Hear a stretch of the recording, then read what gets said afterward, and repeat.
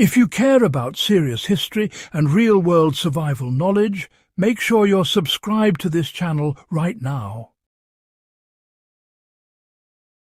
What we're about to cover is one of those rare wartime innovations that quietly reshaped both military survival and modern civilian life. This isn't nostalgia or trivia. This is about a material that changed how soldiers lived, fought and survived under the harshest conditions imaginable, and why that knowledge still matters today. During World War II, armies didn't just fight with rifles and tanks. They fought with logistics, materials science and, well, a fair bit of improvisation too. Steel wins battles, but fabric often decides whether a soldier lives long enough to fight tomorrow. The miracle fabric I'm talking about wasn't glamorous. It didn't roar like an engine or explode like artillery. Yet it saved countless lives by keeping men dry, mobile, insulated and alive when everything else failed. That fabric was nylon. Before the war, soldiers relied on wool, canvas and rubberized cloth. Wool insulates when wet but becomes heavy and slow to dry. Canvas is tough but absorbs water like a sponge. Rubberized fabrics, they crack in cold weather and suffocate the body when worn for long periods. Nylon changed all of that almost overnight. Developed just before the war by DuPont, nylon was lighter than cotton, stronger than silk, and could be woven tightly enough to shed water without suffocating the wearer. The most famous use was parachutes, and this alone explains why nylon saved lives. Early parachutes were made of silk, almost entirely imported from Asia. Once the war began, silk supplies collapsed. Nylon replaced it and proved superior. A nylon parachute was lighter, packed smaller, resisted mildew, and handled moisture far better. Paratroopers jumping into Normandy weren't trusting their lives to tradition. They were trusting them to polymer chemistry. When a chute opens cleanly, dries quickly after landing in flooded fields, and doesn't tear on hedgerows, that's not theory. That's survival. But parachutes were only the beginning.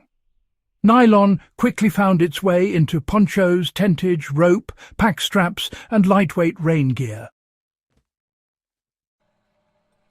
A nylon poncho could be worn used as shelter or laid over equipment to keep it dry. Unlike canvas, it didn't stay waterlogged. A soldier could shake it out, fold it and move on. That meant less fatigue, fewer exposure injuries and greater mobility. In cold or wet environments, staying dry is the difference between operational readiness and becoming a casualty without ever seeing combat. This mattered even more in the Pacific theatre. Jungle warfare destroys men through moisture rot and infection long before bullets do. Nylon webbing resisted mold and bacteria far better than natural fibres. Nylon mosquito netting dried quickly and lasted longer, reducing malaria risk. Nylon rope didn't swell or weaken when wet, making it ideal for river crossings and improvised shelters. None of this was accidental. It was battlefield-tested necessity. Here's where the practical survival lesson comes in. Nylon works because it combines tensile strength, flexibility, and water resistance. Those properties are still available today and far more refined. When modern survivalists choose nylon tarps, cordage, or outer layers, they're unknowingly following WWII doctrine. A lightweight nylon tarp can replace a tent in emergencies. A few meters of nylon paracord can secure shelter, repair gear, or even serve medical purposes when used correctly. The wartime lesson is simple. Weight matters, water kills, and materials science saves lives. There's also a mindset lesson worth paying attention to. Military planners didn't cling to tradition when silk ran out. They adapted fast. Nylon wasn't perfect at first, but it was good enough, and it improved under pressure.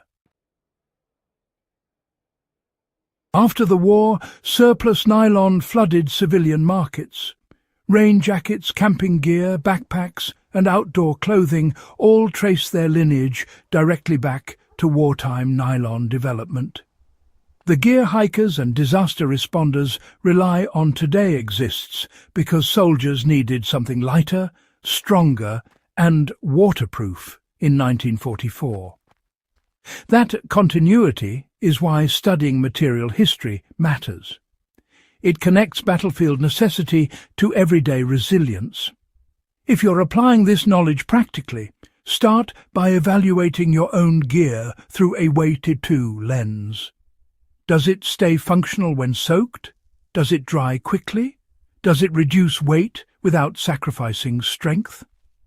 Those were the exact questions quartermasters asked 80 years ago. Nylon passed the test then, and it still does now. This is the kind of history that deserves to be preserved and shared, not simplified or romanticized. If you value deep, practical wartime knowledge like this, subscribe to the channel. Share this episode with someone who cares about real history, and help keep these lessons alive.